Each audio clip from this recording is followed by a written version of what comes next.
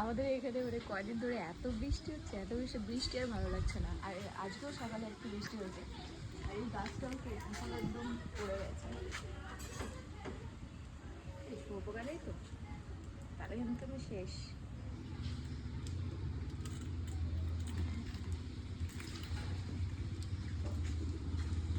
আর একটা জিনিস, মানে আমাদের ঘরে মনে হয় ঢুকেই যাবে, ঠিক আছে, ঢুকেই যাবে। এই কোথায় গেল?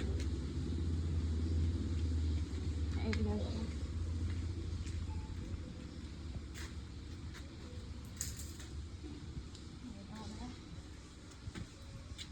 পুঁই শাক, এই দুটোই কাটবো। দুটোই কাটলাম, ঘরে ঢুকে গেছে।